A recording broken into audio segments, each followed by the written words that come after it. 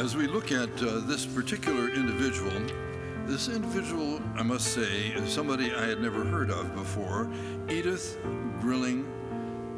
Cherry, born 1872, not so long ago, and at age 16 months, she had polio. Of course, in those days, they didn't have the vaccines that we have today, and a few years later, her 4-year-old sister died when she was 6, and that was a devastating loss to her.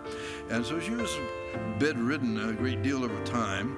She had what is listed as a stroke at age 12, recovered, and then began to write poetry at that very young age. And by the time she was writing poetry at 15, she had written quite a few books, I should say poems, and by the time she came into her 20s, she had already composed 140 hymns during this time.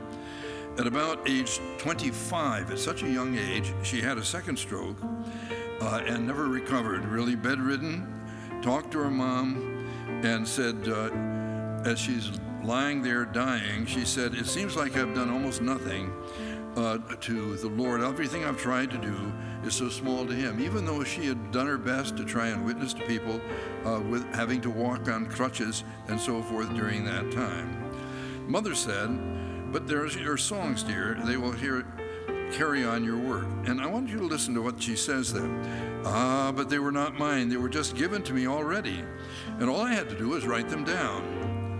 And she slipped on to eternity. Crippled girl, young, 25, died on the coast of England, and was concerned that she hadn't done enough for God. But indeed, her songs were taken and placed to music. You can hear the background. This is placed to Finlandia, as far as this is concerned. And they took them to India for little children singing them. They found the same hymn posted on the wall of a leprosarium in Palestine. They found the songs in China. And the most touching, perhaps, is a meeting that occurred back in Ecuador in the early 1950s.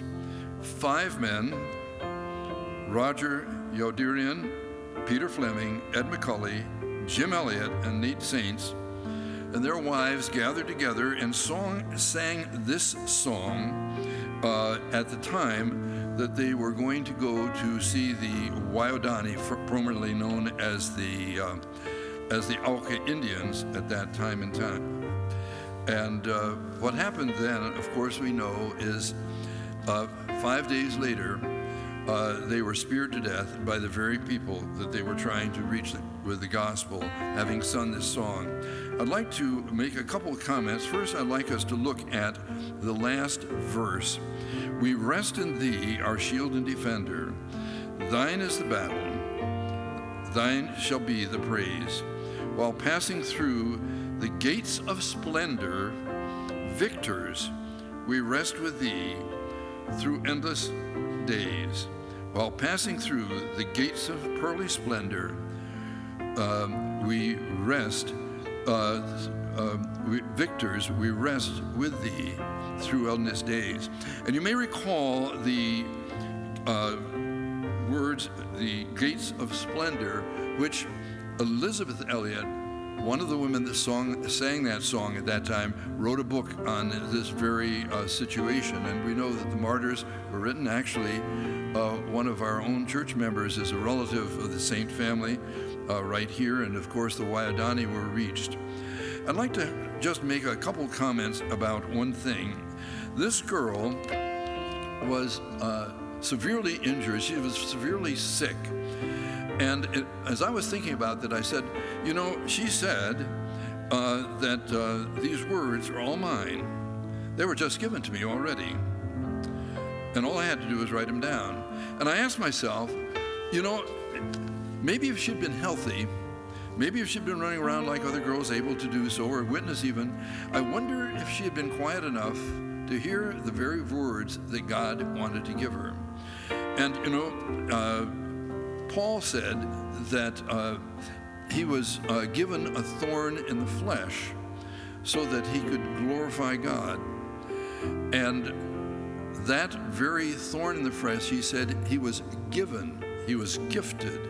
It was a bestowment on him that he got that thorn in the flesh. And I thought about ourselves. I thought about some of the things that have met me at various times.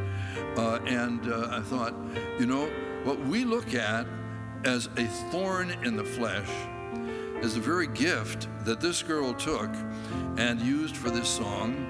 And I wonder how many times God gifts us other things and we don't take them as gifts, as she had done.